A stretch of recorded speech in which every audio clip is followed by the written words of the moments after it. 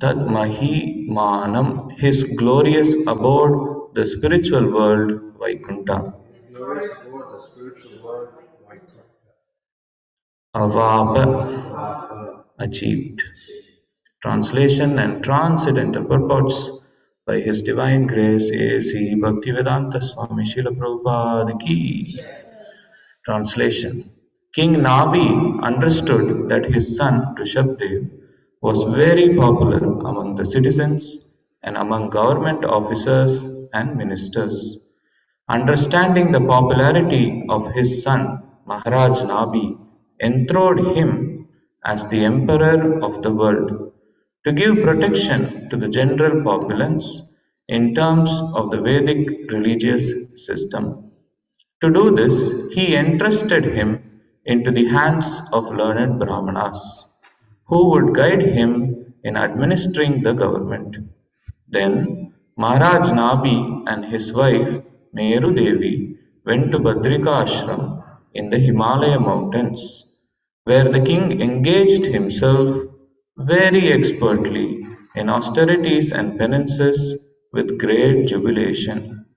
In full samadhi, he worshipped the Supreme Personality of Godhead, Nara Narayana, who is Krishna in his plenary expansion. By doing so, in course of time, Maharaj Nabi was elevated to the spiritual world known as Vaikunta. Purport. Purport. When Maharaj Nabi saw that his son Rishabdeva was popular with the general populace and the governmental servants, he chose to install him on the imperial throne. In addition, he wanted to entrust his son into the hands of the learned Brahmanas. This means that a monarch was supposed to govern strictly according to Vedic principles under the guidance of learned Brahmanas, who could advise him according to the standard Vedic scriptures like Manusmriti and similar Shastras. It is the duty of the king to rule the citizens according to Vedic principles. According to Vedic principles, society is divided into four categories: Brahmana, Kshatriya, Vaishya, and Sudra. Chaturvarnyam maya srishtam guna karma vibhagasaha.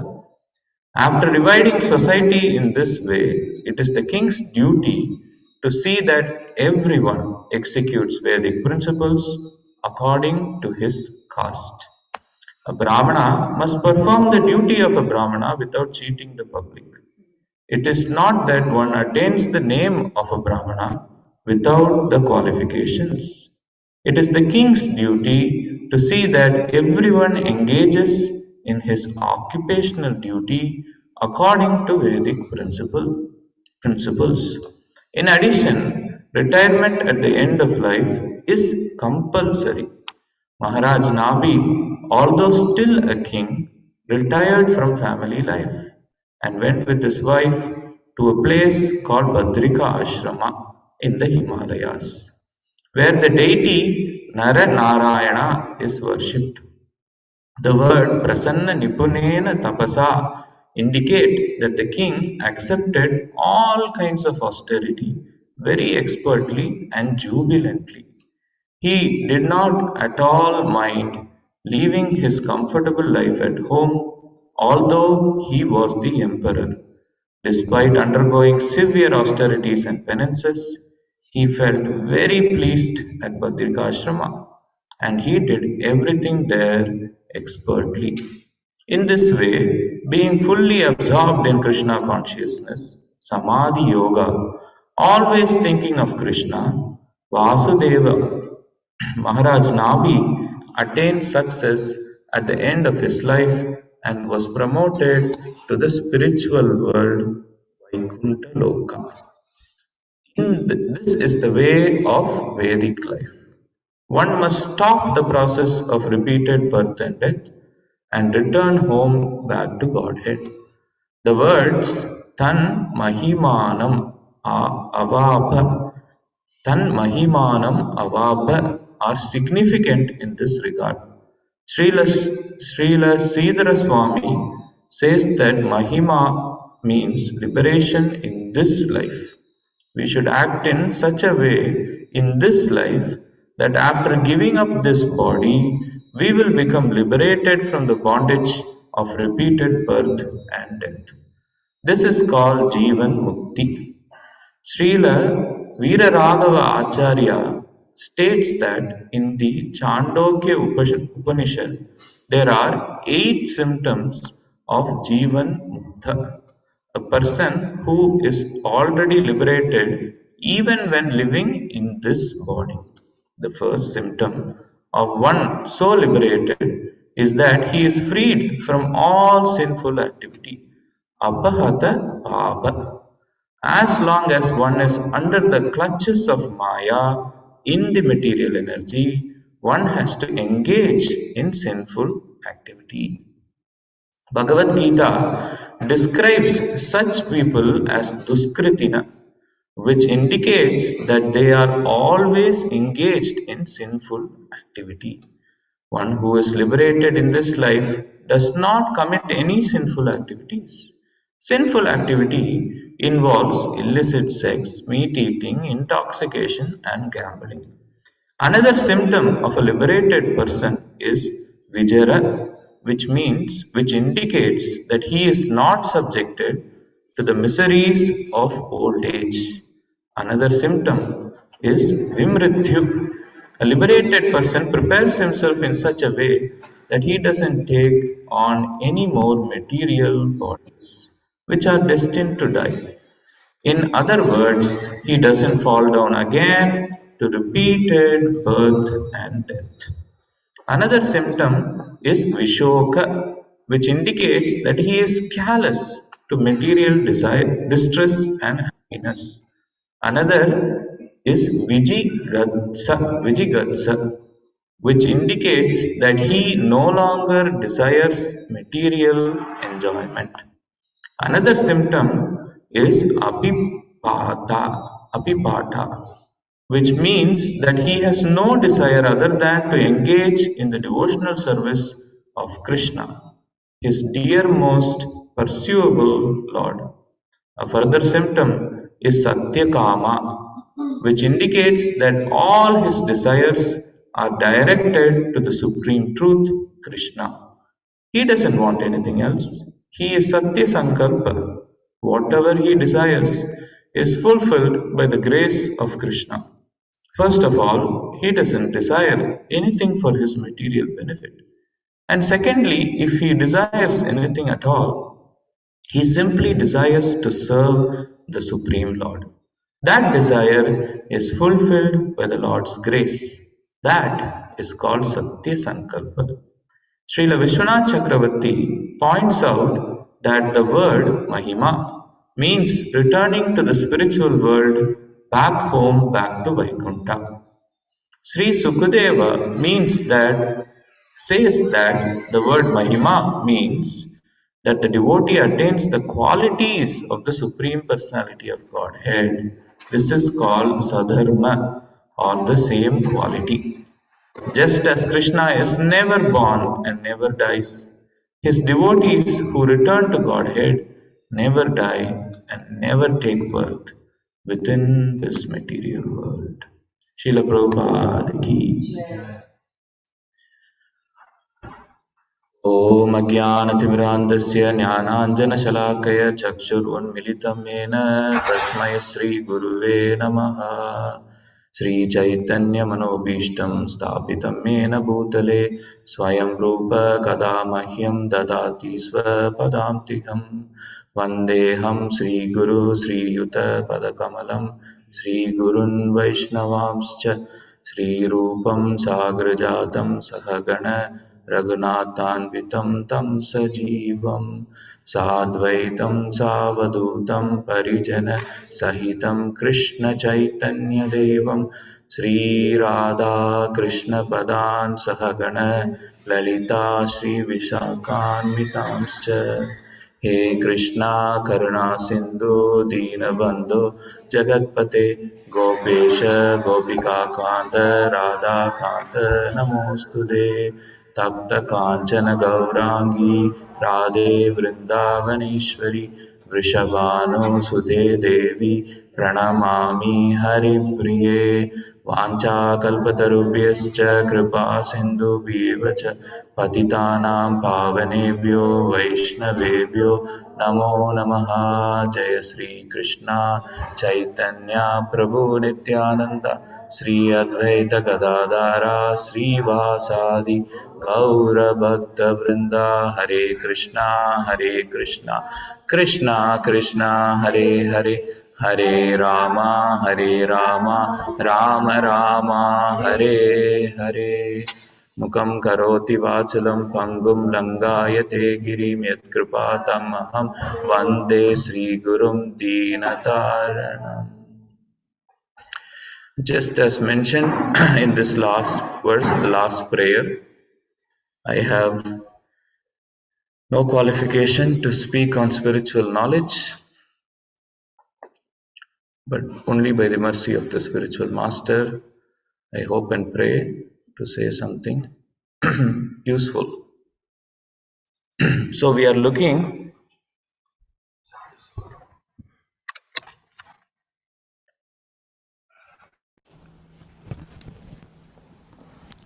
Is that better? Hopefully. I'll check. 1 second. For that I might have to change my...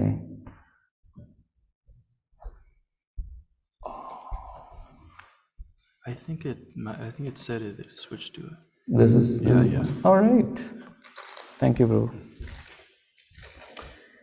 So this verse is within the conversation of Maitreya Muni to Vidura Mahatma. Vidura Mahatma is a very great personality. As the name suggests, he is a Mahatma. And in many places, Srila Prabhupada describes him as a pure devotee. And as a listener, he has all the perfect qualifications. He asks such wonderful questions, and he has compassion of everyone in the world at his heart. And on the other side, Maitreya Rishi. Maitreya Rishi is not an ordinary personality also. He is very, very powerful. Not only is he the disciple of Parashara Muni, not only is he a close associate of Vyasadeva himself, but he also heard the Bhagavatam from the Supreme Lord's lotus mouth when the Supreme Lord spoke it. Krishna spoke it to Uddhava just before he performed his Leela of disappearing from this world.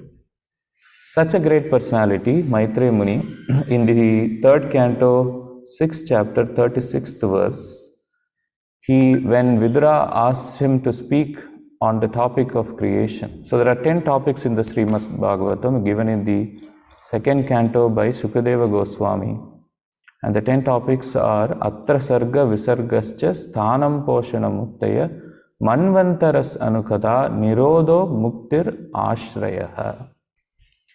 Guru Maharaj, His Holiness Romapad Swami, he often says, where the Bhagavad Gita ends, Bhagavatam begins. So the Bhagavad Gita ends, Sarva Dharman Parityaja Mamekam Saranam Braja Aham Tvam Sarva Papepyo Mokshayeshami Masujaha. After having spoken about so many varieties of yoga, Krishna tells Arjuna, abandon all that and just surrender unto me. And the 10 topics of the Srimad Bhagavatam I just recited from the 2nd canto culminate in that surrender. Ashraya or Sharanagati is the culmination of Srimad Bhagavatam. And that is the predominating topic of the 10th canto of the Srimad Bhagavatam. But just like when we come before Sri Sri Radha Damodar, we take darshan of them starting with their feet and we slowly go up to their lotus face. Just like that, when we read the Srimad Bhagavatam, we begin with the 1st canto and we purify ourselves. In fact, it is said in the Bhagavatam itself, in order to read and imbibe and realize the 10th canto of the Bhagavatam, one has to be actually in Brahman. Brahmabhuta prashantatma na sochiti na kanchati. Samasarveshu bhuteshu mad bhakti labate param. So Krishna says, in order to perform bhakti unto me, O Arjuna, one has to be in Brahman. Samasarveshu bhuteshu. Prabhus and Matajis, just imagine. It is so far away, for me at least, seeing everyone as equal. Samasarveshu bhuteshu. And nasochati na kanchati. Neither should we have anxiety nor we should have lamentation. Only in such a state we can perform bhakti. But because of the order and the mercy of our spiritual masters and Srila Prabhupada, even within the modes of material nature, as is described by Kapila Muni in the 3rd canto to his wonderful mother Devahuti, we are able to perform bhakti and purify ourselves. So, there are 10 topics of the Srimad Bhagavatam, and we are in the 5th canto of the Bhagavatam. And Maitreya Rishi is still talking on the topic, first 2 topics, Sarga and Visarga. Later on in the 5th canto of the Bhagavatam, he'll talk about the cosmic manifestation, which comes under the topic of Sthanam, or placement of the living entities within the material world in different kinds of bodies. There are 8.4 million species of life, and within those species of life we get one body according to our desire. Antakale chamameva smaran muktva kalevaram, as we saw in the translation, and this verse 545. Ultimately, if we remember Krishna at the end of life, we attain his nature. But if we don't, if we remember something else, based on our desire we will remember. And one of the other 8.4 million species of life is given to us. So, I would like to begin with the mood of Vidura Mahatma. As you can see in this slide, early on in the conversation between Vidura and Maitreya, after having asked him questions around, please talk about creation and so on, actually the first question Vidura Mahatma asks betrays his true character. Sukkaya karmani karoti loko natai sukam vanyaduparamamba vindeta bhuyas tatayeva dukkam yadyatra yuktam bhagavan vadena. O Bhagavan, O Maitreya Rishi, please tell me please give us directions to the conditioned living entities how to live in real happiness. It is very striking to me, Prabhus and Matajis, every time one of the listeners of the Srimad Bhagavatam, when they ask a question, when they have a conversation, the very first question is always for the welfare of everybody. When the 6 perfect questions are asked in the 3rd chapter, 2nd chapter, 3rd chapter of the very first canto of the Srimad Bhagavatam by Shaunaka Rishi to Suta Goswami, the very first question is, what is the ultimate good for everyone in this world? And when Maharaj Parikshit, at the end, he is introduced at the end of the first canto of the Srimad Bhagavatam, and his very first question is, please tell us, fallen living entities, how to live and how to die. So these pure devotees of the Lord, Vidura, Shaunaka, and Parikshit, the perfect listeners of the Srimad Bhagavatam, they are full of compassion, showing us the ideal way to live is to live for others with compassion, true compassion for others. And this is important because this leads up to today's verse, and immediately in response to this verse in the 7th chapter of the 3rd canto, in the 2nd verse, after having described that he will speak in disciplic succession, Maitreya Rishi sings this beautiful verse. Soham rinan sukala sukaya dukkam mahad gatanam viramaya tasya pravrittaye bhagavatam puranam yat aha sakshad bhagavan rishibhya. So Maitreya Rishi, we see at the end of the 6th chapter of the 3rd canto and the beginning of the 7th chapter, he is super humble. He is perfectly humble. Even though he has these high qualifications that I mentioned earlier, he says he is not qualified to answer these questions. And he says two things which is very instructive to persons like me who are asked to speak on the Bhagavatam, that he follows when speaking on the Bhagavatam. First thing he says he will speak yatha mati, within his realizations only. And second thing he says is yatha shrutim, yatha mati, yatha shrutim. Yatha shrutim means within what he has heard from bona fide sources. So I pray I am able to do the same in the line of Maitreya Rishi. Little more background before we get into the verse, because just like a postal address, when we read the Srimad Bhagavatam, I like to situate myself. Even if I pick a verse in random, I like to situate myself which conversation, which canto, what is the theme. So the 3rd canto, the theme was Sarga and Visarga. All 3, 4 and 5th cantos are Sarga and Visarga in this conversation between Maitreya Rishi and Vidura Mahatma. And within that we saw the description of Swayambhuva Manu, the most wonderful Swayambhuva Manu and Shatarupa and his descendants, beginning with Mother Devahuti, Kapila Muni, Kardama, and so on. And we saw towards the end of the 3rd canto of the Bhagavatam, the description of Sankhya Yoga, where Kapila speaks to his mother Devahuti.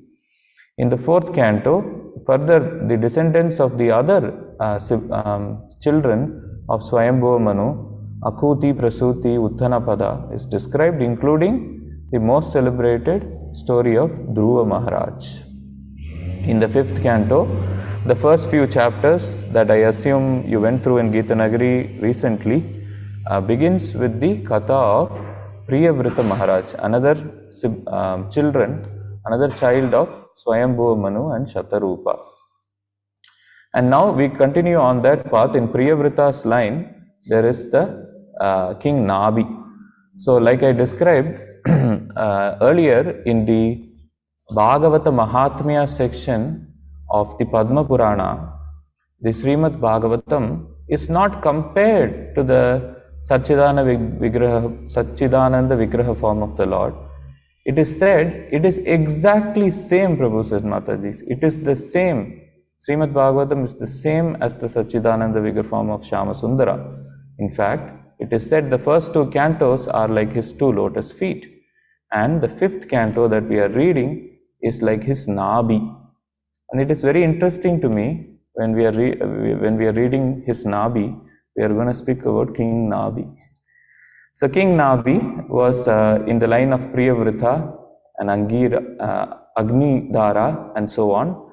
This slide nicely lays out the entire 5th canto of the Bhagavatam. So we are going to read about the characteristics of Rishabdev, which you saw in several verses. I attended one of the classes by Sarvatma Prabhu. He spoke about the characteristics of Rishabdev, the Supreme Personality of Godhead, who is born to King Nabi. And very interestingly, in the previous discussions, some of which I joined in Zoom, Srila Prabhupada described, and the speakers, the wonderful speakers of Gita Nagari described, that even the desire of Nabi to have the Supreme Lord as his son is a material desire, because the process of having a son binds one to this world, even if one wants to have a son who is like the Supreme Personality of Godhead. But in this verse, we see that this reaches a natural good ending for Nabi. Whereas this is described as a material desire, in this verse we see he attains perfection. So this verse is primarily on the perfection of Nabi and the enthroning of Rishabdev, the incarnation of Supreme Personality of Godhead, the plenary portion of the Supreme Lord as the king of the entire universe. So, I would like to stop sharing my slides and just begin speaking. So, we see in the Bhagavatam, all the different pastimes help us to show how to perfect life. Whether we take the example in the first canto itself, Narada Muni begins with his own example, and he describes how, as a young 5-year-old boy who was the son of a maid servant, who fortunately got to serve the Bhakti Vedantas who were visiting an ashram in the locality. How he attained perfection by serving the Bhakti Vedantas, taking their remnants, and following the process that they teach him. Later on, the perfection of Bhishma Dev is described, and I can keep going on and on. Throughout the Bhagavatam, it is full of stories on how to perfect life, and including in some cases how one goes from a state of impurity to a state of pure devotion and perfects his life. An example that Guru Maharaj gives is of Dhruva Maharaj. Dhruva Maharaj did not begin with pure devotion. Unlike Prahlad, Dhruva Maharaj began by asking for a kingdom greater than his father, greater than his father's father, greater than his father's father's father, which was Brahmaji. So he wanted to create a kingdom greater than Brahmaji, and hence his mother, being an outstanding devotee of the Lord, pointed out that he should pray to Lord Vishnu for this. And in the process, Narada Muni appears, as he always does when it is required, and he directs this little boy to the process of chanting Om Namo Bhagavate Vasudevaya, and he attains perfection. So how to go from mixed devotion to pure devotion, how to go from no devotion to pure devotion, everything is described in the Srimad Bhagavatam. Like I said earlier, Antakale chamameva smaran muktva kalevaram. We cannot randomly remember the Lord at the end of life. If we daily study the Srimad Bhagavatam, if we imbibe the Srimad Bhagavatam into our life, if we become person Bhagavatam, then we will remember, because it is full of stories of perfection. At the end of our life, we will remember the end of the life of these pure devotees, and we will also go back home, back to Godhead. So just by associating with this literary form of the Lord, the literary Sachidananda Vigraha form of Lord Damodar, one is able to learn how to perfect his life. So, human life, like we all know in Gita Nagari, is a life of responsibility. So, irrespective of our inclinations, irrespective of our propensities, irrespective of our conditioned nature, everyone has a particular duty, a prescribed duty. And these duties fall within the 3 modes of material nature. So, depending on one's specified duty, one may be a Brahmana, Kshatriya, Vaishya, or Sudra. But it doesn't matter whether we are in the mode of goodness as a Brahmana, or in the mixed mode of goodness and passion as a Kshatriya, or in the mixed mode of goodness, passion and ignorance as a Vaishya, or just in ignorance like me as a Shudra. It doesn't matter. The beauty of the Vedic scriptures is, if we get connected, for example, to the Srimad Bhagavatam, we will automatically get elevated and purified. And even if we don't complete the job in this life, Prabhus and Matajis, Krishna is so kind. Krishna is so kind. In this world, if you start something, if I start organizing the body, mind, spirit retreat like it did in 2020, started organizing, 110 people signed up. We collected money from them. Gita Nagari, Dhruva Prabhu and Parijata Mataji were ready. Then boom, COVID hit. I had to cancel everything. The bus reservations and the tickets I had to refund. So like that, in this material world, if we start something and don't complete it, it is lost. But Krishna is so kind. He wants us to come back so much to him, that even if we don't complete the job, he takes us back. Nobody is that kind, Prabhus and Matajis, not in this world. I deal with all kinds of people because I run this company, and I deal with people who I have to employ. I deal with contractors who are often in the mode of ignorance. I deal with rich people who give me money as investors. The world is full of unkindness. The world is full of misery. One of my dear friends and mentors, His Grace Devaki Nandan Prabhu, who is the General Counsel of the GBC of ISKCON, he often says that half of reading the Srimad Bhagavatam is understanding that this is a place of misery. And only the other half is understanding that Krishna is our only shelter. The word Atapatram is often used in connection with his lotus feet. Atapatram means umbrella. So, the Supreme Lord's lotus feet is like an umbrella. Just like Maharaj Nabi here took shelter of the Supreme Lord's lotus feet, we also should take shelter. And there is no qualification. This is why it's so encouraging for me. I'm not a particularly talented person, as my friends would tell you, but I don't have to be talented. I don't have to know how to play kartals. I can never learn probably how to play kartals. I can never play mridanga like the two boys who are visiting Geetanagari here, Sri Jiva and Gopinath. But it's okay. It's okay. I can go on Facebook, invite people to Geetanagari, and that is my service. So it is very, very encouraging. The Supreme Lord is the kindest, infinitely kind He is. So this Vedic body of knowledge, if we connect to it, irrespective of our varna or which mode of nature we are in, it is infallible. Of course, the Vedic body of knowledge is in Sanskrit, and I don't know the Devanagari script even, but it doesn't matter. It might, just because some Russian physicist wrote the law of gravity in Russian, and just because Newton wrote it in English, and some Indian scientists wrote it in Hindi, doesn't change the law of gravity. Irrespective of the language, even if you burn the books of physics, law of gravity will not change. Apple will not start going up when it falls. It will fall down.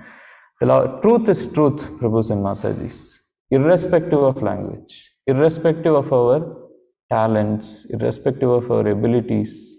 So if you are like me and you don't have much talent, don't be discouraged. Whatever you can do, and that is non-different from what a talented person does. Just because some Bhagavad Gitas are lost doesn't mean suddenly we start becoming the body and not the soul. Truth is truth. We are the body, we are not the soul. So when the but sometimes what happens is truth is lost. Like Krishna speaks in the Bhagavad Gita, evam parampara praptam idam rajarishyo vidu. Krishna says that in the previous Yuga, he first spoke Bhagavad Gita to the sun god Vivaswan, and Vivaswan spoke it to Manu, and Manu spoke it to Ikshvaku. And this is where Arjuna is such a wonderful counterparty in the Bhagavad Gita, in my own realization. He asks the questions that I want to ask. He immediately asks, Krishna, you are my age.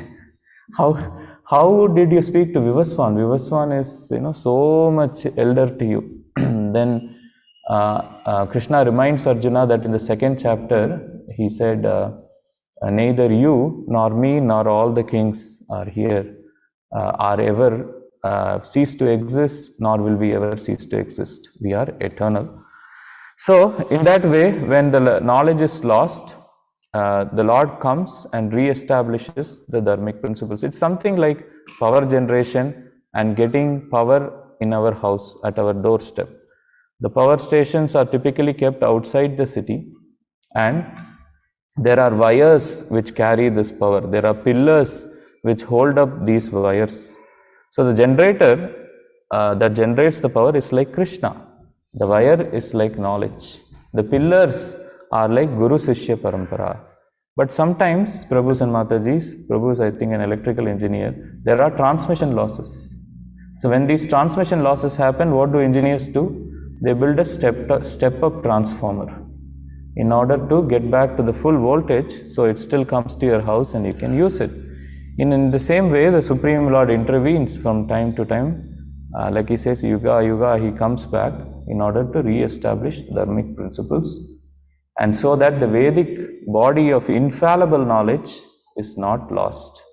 So, in this way, the Raja Rishis were especially trained. They were especially trained so that they would have the knowledge to protect their citizens. It is the duty of a leader not only to lead, for example, a king, his duty is not only to administer the kingdom, but also to ensure that the subjects, the common man, has the maximum opportunity to attain transcendental knowledge. Preaching, in other words, is a duty of a leader. So, the king's responsibilities were taken very seriously in the Vedic times. Nabi was in such distress because he didn't have a proper hire. Because not only was he supposed to lead properly, but you have to select a successor. This is true for our services also. When we are doing the service, we do it really well, and when we are done with the service, when we retire or when we pass away, it doesn't mean that we carelessly leave the service to die. Our responsibility, just like Srila Prabhupada did, he took so much effort to establish a structure where there is a GBC and people will continue long after he has disappeared from this world. And he also left us by his unmatchable sacrifice. He left us 12 cantos of the Srimad Bhagavatam and all these Vedic literatures. We have to be forever grateful for this, Prabhus and Matajis. For example, like I said, I don't even know Devanagari script. If Srila Prabhupada did not do this, there is no chance a person like me will be able to read the Srimad Bhagavatam, let alone speak on it. So, like we saw in the past weekend, Body, Mind, Spirit weekend, Guru Maharaj says, gratitude is the seed of love. So, it's nice to have that gratitude. Anyway, going back to the topic, Maharaj Nabi was in tremendous anxiety. He was in tremendous anxiety when he was not having a child. So he has this material desire to have a child who was like the Supreme Personality of Godhead. And the example we can also give from the 4th canto of the Bhagavatam of Anga and Vena. Anga was a very wonderful king, but he had this horrible son who was the daughter of Mrityu. And he was Vena, he was horrible, he didn't follow any Vedic regulations. And Anga tried and tried and tried, but he couldn't do anything.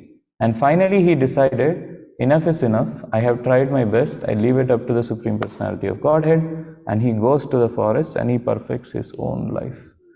So like this we see the king has this responsibility to the citizens, leaders have the responsibility to their subjects or their wards. And we also have this responsibility, Prabhus and Matajis. When we are at work, if somebody reports to us, within reason, it is our responsibility to somehow preach to them.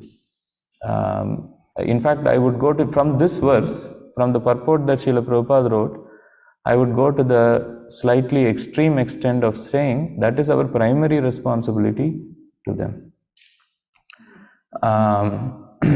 So, even though he had this material desire to have a son, once he had the son, he perfectly did everything under the guidance of Brahmanas. And one very wonderful thing is mentioned in the verse and the purport by Srila Prabhupada.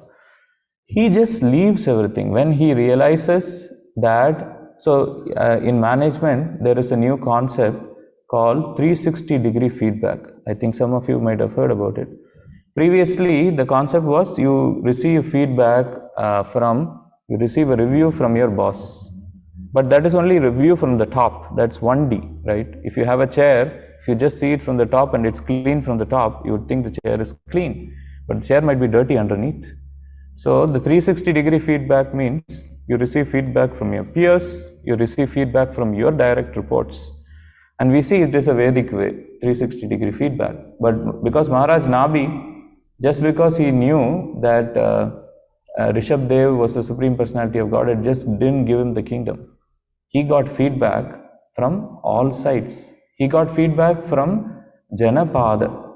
In the verse it is mentioned, Janapada, the rank and file citizens of the country. He got feedback from the government officers, the ministers, and he got feedback from the Brahmanas.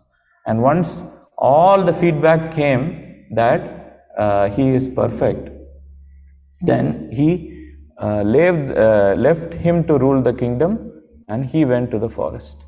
This is very bewildering for me also.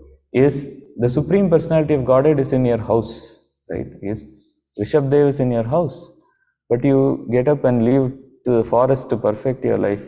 And this doesn't happen just once in the Bhagavatam. Kardama Muni has Kapila Dev, and he gets up and he leaves. So I heard a lecture on this to clarify today morning. And there are two reasons that our acharyas give us. Jiva Goswami in his Sat Sandarbhas especially describes that there are two reasons. And it is also dealt with in the 3rd chapter of the Bhagavad Gita. So in the Bhagavad Gita, Krishna is goading and encouraging Arjuna to fight. It is your duty, O Arjuna, fight. Fight for me, O Arjuna. And then they talk about Tyaga and Karma, performing one's duty in yoga and renouncing. What is better? Arjuna asks.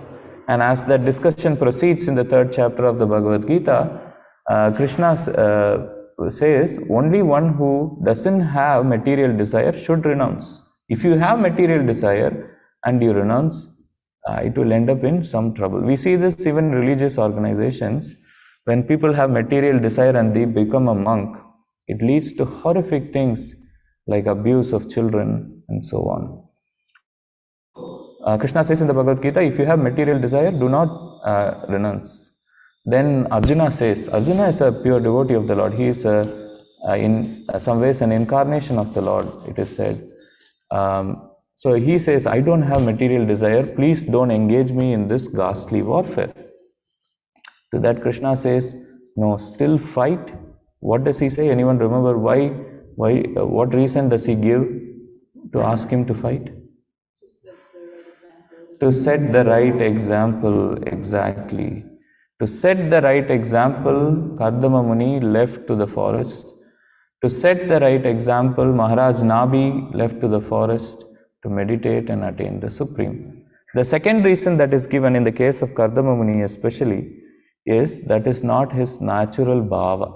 He is not in Vatsalya bhava of the Lord. He is in Dasya bhava, so he goes to the forest and meditates in that way. So very wonderful, and he attains perfection. Kardama Muni attains perfection, and we also see here Maharaj Nabi attains perfection. And another wonderful thing is mentioned in the purport. I almost giggled when I read that.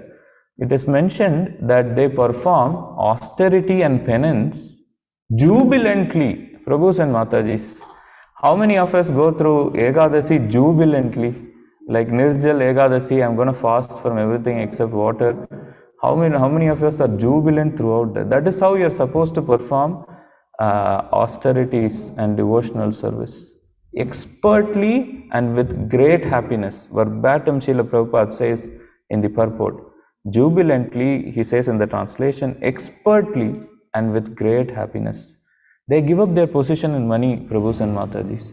In fact, Srila Prabhupada says it is required towards the end of your life to give up these things. It is required. We cannot continue to stay in householder life throughout. In ISKCON today, there are not many Vanaprasthas, but there are many Grahasthas who are my age and 50s and so on, who can become Vanaprasthas. This is what Srila Prabhupada is talking about. And then he goes to Badrika Ashram. I don't know how many of you have been. Nowadays, to visit the temples there, you have to take an helicopter, and it is extremely cold. I couldn't survive Boston. Just imagine being the king of the world. The Supreme Lord is your son. You have all the stuff you need. Supreme Lord is your son. You have his daily darshan. King of the world, you have all the money, all the luxury, all the ability to preach, whatever. Whatever you need, whatever you desire, material, spiritual is fulfilled. And you pick up, leave everything and go to, of all places, Badrika Ashram. That is the level of renunciation of these devotees in Bhagavatam. So, there is an example. I heard one disciple of Radhanath Maharaj speak on this topic, and This disciple was a temple president in one of the temples in India, and he says one time one person came, one devotee came, and he wanted to speak to Radhanath Maharaj. And he was working in a bank, this devotee, and he took the train every day to work. And he was describing, and this temple president was translating to Radhanath Maharaj in English. He was describing that, Maharaj, I am so attached to reading the scriptures. So when I take a bath, I recite the 108 slokas, important verses of Bhagavad Gita. When I walk to the train station, I recite the Brahma Samhita. When I take the train, I read the Srimad Bhagavatam. When I take the train back, I read the Chaitanya Charitamrita. In fact, this person had read Chaitanya Charitamrita 6 times, Srimad Bhagavatam 8 times. And he says, still, I am in family life. I am not so attached. I am not so attached. The office, the family is all a burden. I want to give up. What should I do? And this temple president describes in that nice lecture, Maharaj immediately said, excellent, very good. And this person was eagerly waiting for further response, it seems. And Maharaj said, with this consciousness, continue your lifestyle. So this is in the same way, Chaitanya Mahaprabhu, when he is talking with Raghunath Dasa Goswami, he gives the advice to Raghunath Dasa Goswami, just like a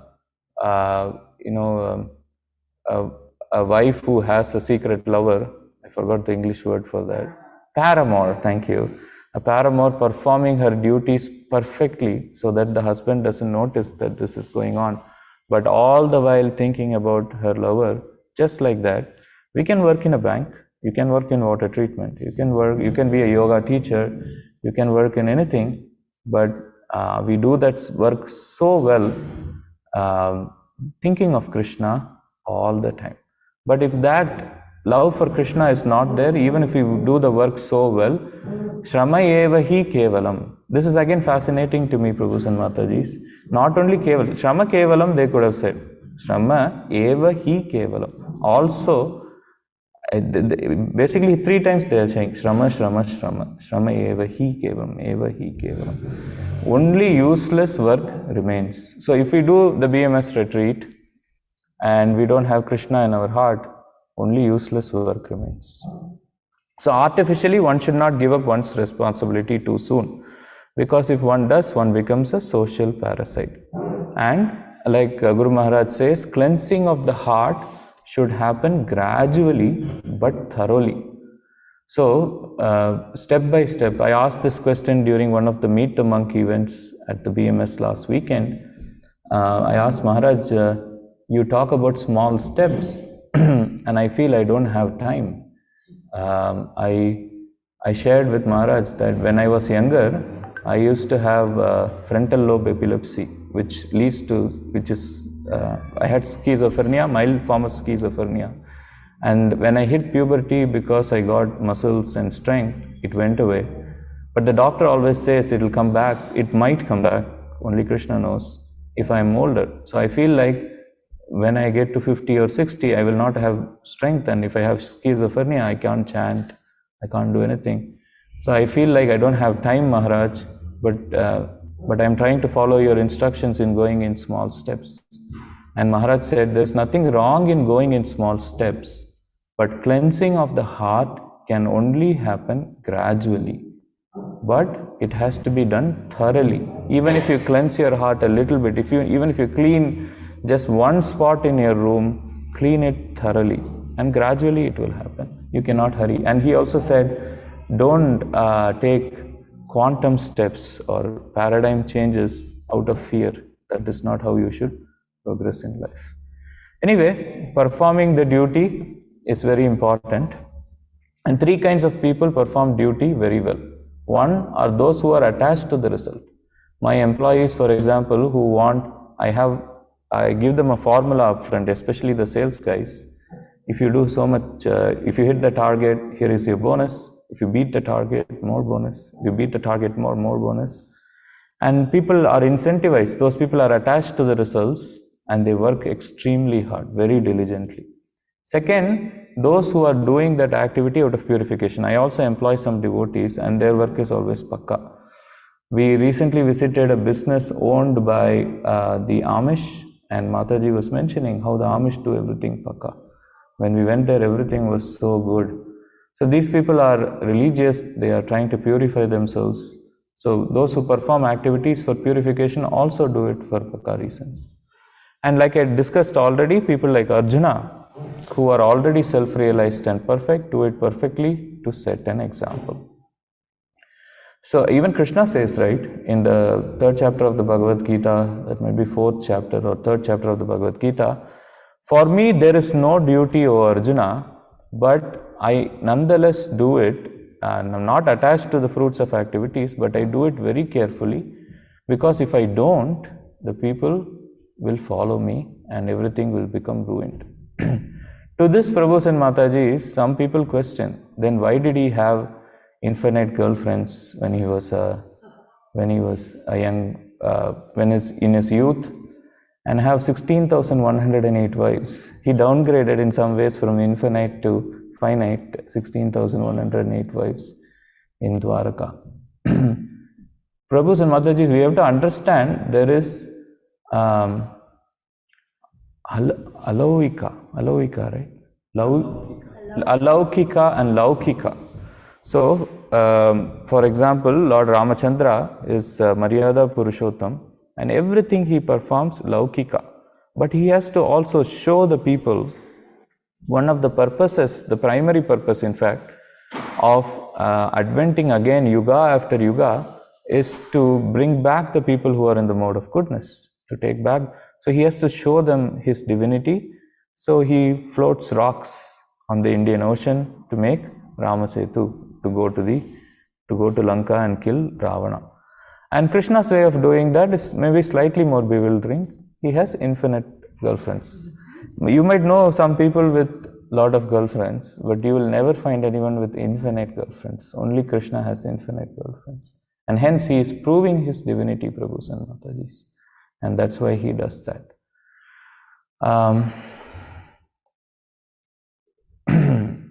Okay, what else? I think I covered most of the things I want to say. How are we doing on time? We have some more time. Oh wow, I spoke a lot. Thank you for tolerating me. To summarize, let me read the verse once again and summarize the points. I'll read the translation. King Nabi understood that his son Rishabdev was very popular among the citizens and among government officers and ministers. Understanding the popularity of his son, Maharaj Nabi enthroned him as the emperor of the world to give protection to the general populace in terms of the Vedic religious system. So from this part of the translation, the important points are, when we have a service, we have a responsibility to not only do the service properly, but hand off the service to a successor. It need not be our children per se, but someone suitable we have to hand it off to. Second, as leaders, we have a responsibility to our subjects, not just from the point of view of material support, and leaders includes being parents, but also spiritually we have to enable an environment where they can thrive. I continue to read the translation. To do this, he entrusted him into the hands of learned brahmanas who would give him guidance in administering the government. Then Maharaj Nabi and his wife Meru Devi went to Badrika Ashram in the Himalaya mountains, where the king engaged himself very expertly in austerities and penances with great jubilation. So we see renunciation at the end of life is required. As we get older, we have to leave our jobs, come to Geeta Nagari and live with Dhruva Prabhu and Parijata Mataji and Sri Sri Radha Damodar and perform austerities with great jubilation.